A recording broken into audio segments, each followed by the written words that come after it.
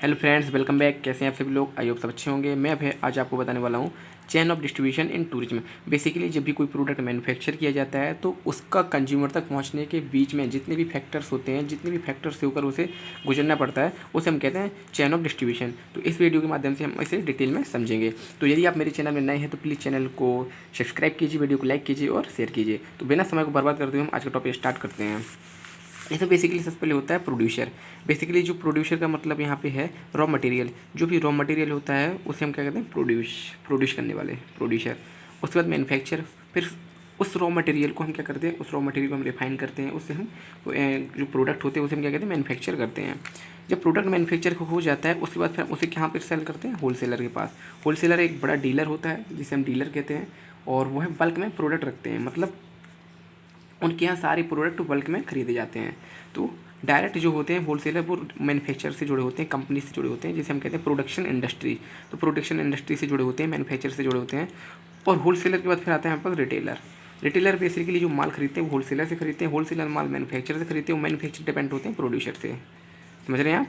Retailer जो होते हैं डिपेंड वो होलसेलर से होते हैं। तो होलसेलर जो भी होते हैं वो माल को बल्क में खरीदते हैं, बल्क में खरीदने के बाद वह सेल करते हैं रिटेलर को।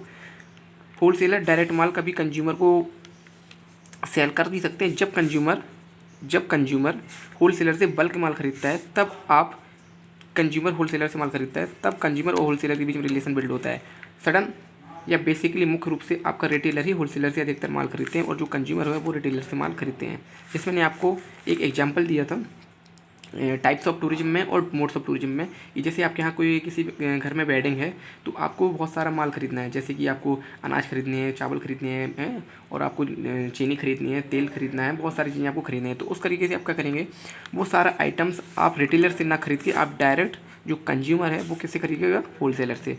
क्योंकि उसे होलसेल से खरीदने में क्या पड़ेगा? मार्जिन पड़ेगा, प्रॉफिट पड़ेगा।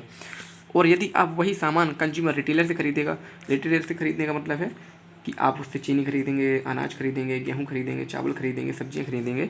तो रिटेलर से यदि आप खरीदेंगे तो आपको वही सामान महंगा पड़ेगा, क्योंकि रिटेलर होलसेलर से खरीद रहा है।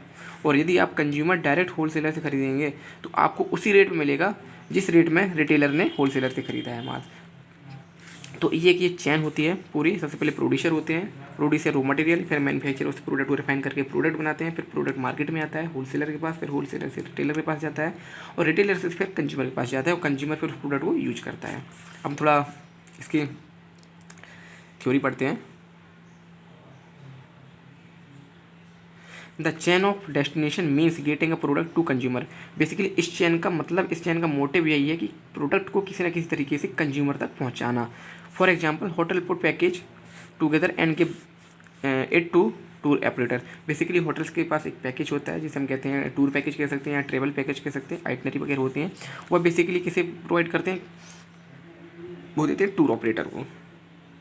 ठीक है, फिर टूर ऑपरेटर उसी पैकेज को प्रोवाइड करते हैं ट्रैवल एजेंसी को। फिर ट्रैवल एजेंसी उसी ट्रैवल प्रोडक्ट को सेल करते हैं कंज्यूमर को। तो बेसिकली एक चैन होगी पूरी। सबसे पहले क्या है आपके पास? सबसे पहले आपका है होटल। होटल के पास क्या है? होटल के पास एक पैकेज, रूम पैकेज जिसे हम कह सकते हैं रूम पैकेज। और होटल यहाँ पे क्या है? होटल बेसिकली यहाँ पे क्या है? होटल यहाँ पे आपके प्रोड्यूसर भी हैं और मैन्युफैक्चर भी हैं।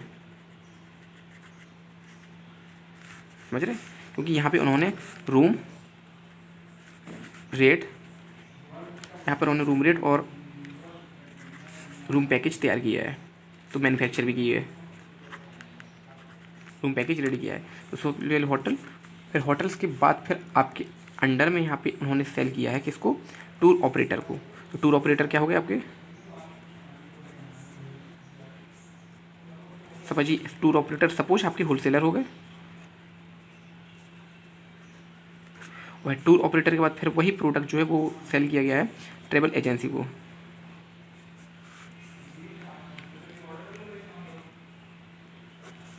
ट्रैवल एजेंसी आपकी रिटेलर, और ट्रैवल एजेंसी ने वही प्रोडक्ट किसको सेल किया है? कंज्यूमर या कस्टमर को, जिसे हम कहते हैं टूरिस्ट। टूरिज्म लैंग्वेज में हम उसे कहेंगे टूरिस्ट।